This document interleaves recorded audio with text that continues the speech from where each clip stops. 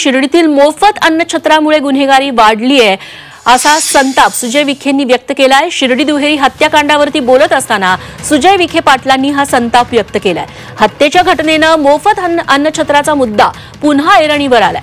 माझ्या बोलण्याचा उद्देश आता जनतेला कळला असेल असंही सुजय विखे पाटील म्हणाले।